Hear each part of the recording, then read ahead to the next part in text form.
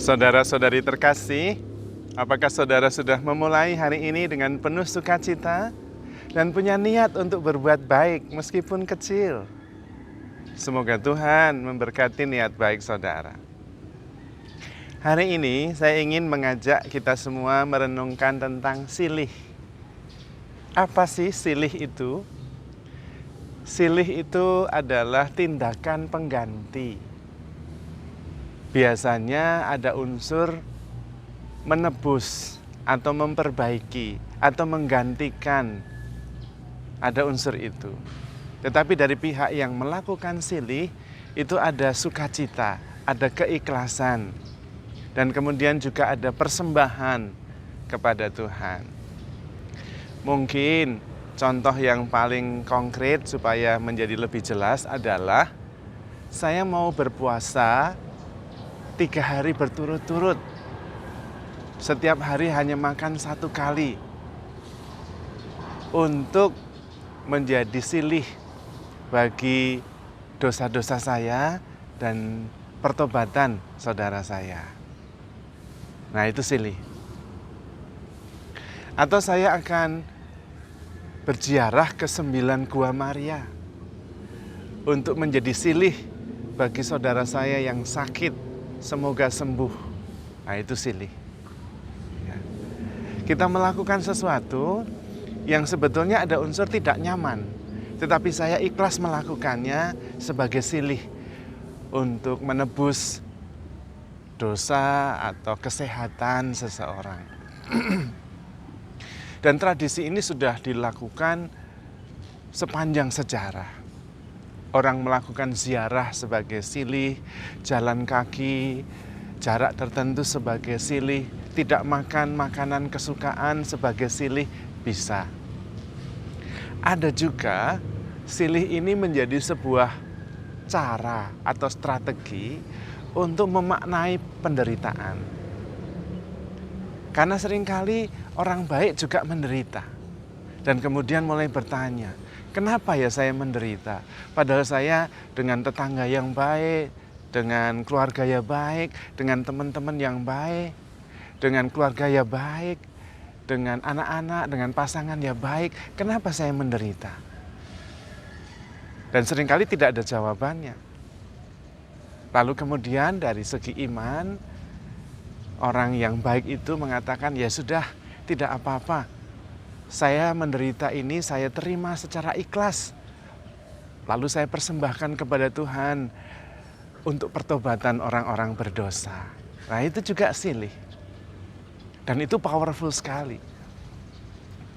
Para suci, beberapa di antaranya menganjurkan supaya kita melakukan silih, terutama untuk jiwa-jiwa di api penyucian. Kita ingat Santa Faustina, dia adalah seorang suci yang sangat menggarisbawahi pentingnya silih, melakukan doa dan tapa untuk keselamatan jiwa-jiwa. Bunda Maria juga beberapa kali ketika menampakkan diri berpesan, lakukanlah silih untuk pertobatan jiwa-jiwa. Sampai kita kenal itu doa Fatimah. Ya Yesus yang baik, ampunilah dosa-dosa kami, lindungilah kami dari api neraka, dan hantarkanlah jiwa-jiwa ke dalam surga, terutama mereka yang sangat membutuhkan kerahiman-Mu. Saya sendiri setiap hari menyebut beberapa orang yang sudah meninggal dan mendoakan mereka dengan doa Fatimah. Itu juga silih yang saya lakukan dengan sadar. Dan tentu tokoh utama dari silih ya Yesus sendiri. Tuhan Yesus itu melakukan silih untuk dosa-dosa kita. Menerima penderitaan, menerima penghinaan, bahkan menerima kematian sebagai silih atas dosa-dosa kita. Jelas, silih adalah tindakan Yesus yang paling utama. Karena itu Santo Paulus mengatakan, aku tidak mewartakan Kristus selain Dia yang disalibkan. Bukan Kristus yang bangkit pertama-tama. tapi Dia yang disalibkan. Dia yang menebus dosa kita. Dia yang melakukan silih atas segala dosa kita. Dan silih itu berkenan kepada Allah.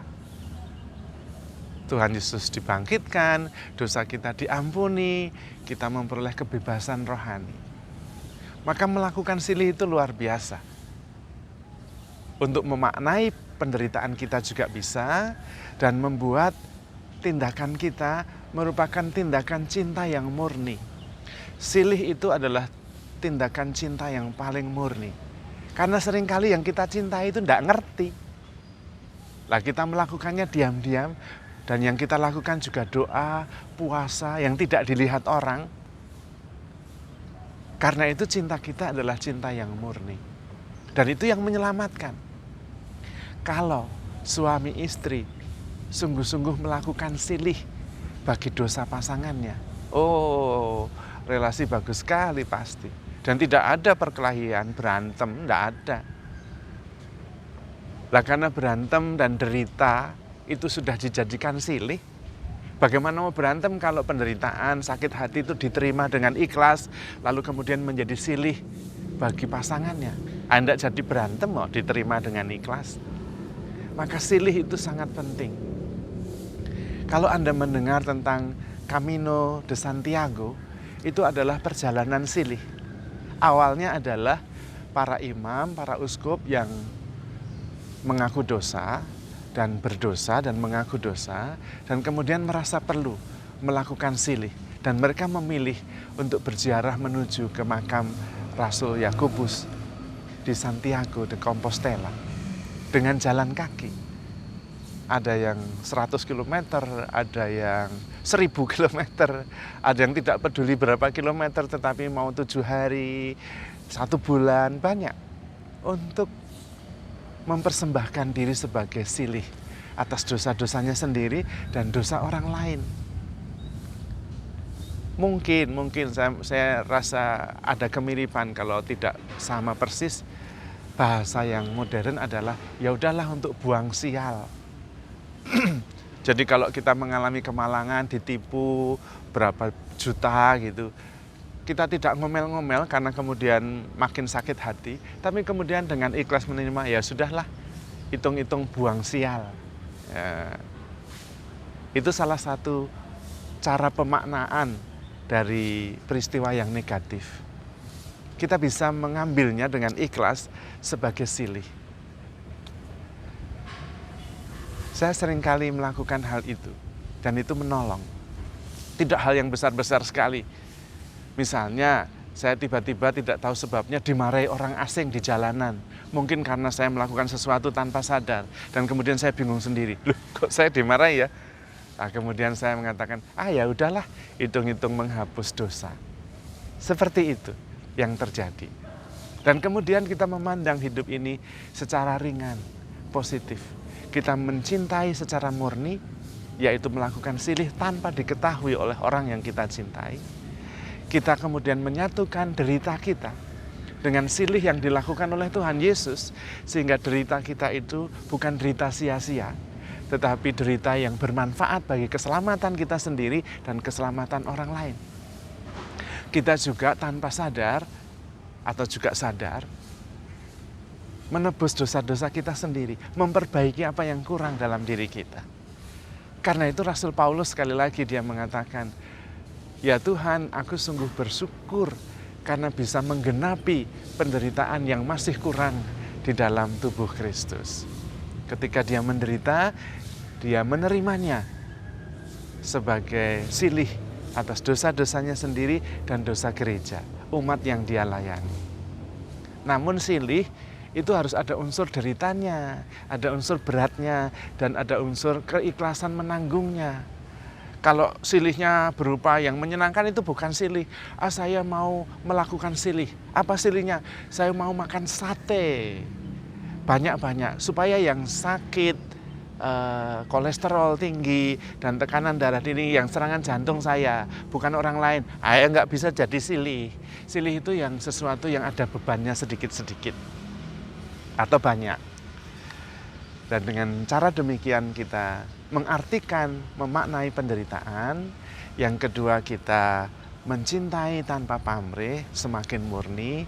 Yang ketiga, kita makin menyatukan derita kita dengan penderitaan Kristus yang menyelamatkan. Dan yang selanjutnya, kita sungguh-sungguh meneladan Kristus. Menyangkal diri, memikul salib, yang kadang-kadang demi orang lain bukan demi kita sendiri, dan mengikuti Yesus. Karena Yesuslah yang melakukan silih yang terbesar, yaitu menyerahkan nyawanya, menderita dan menyerahkan nyawanya, menjadi tebusan bagi kita semua. Karena itu saudara-saudari terkasih, mari kita melakukan silih dengan penuh sukacita untuk menebus dosa kita sendiri dan dosa banyak orang. Dan kita melakukan silih untuk mencintai orang-orang yang tidak mengenal kita. Dan kita melakukannya dengan penuh sukacita karena kita begitu dicintai oleh Tuhan. Maka handle yourself with care because you are loved. Tuhan memberkati.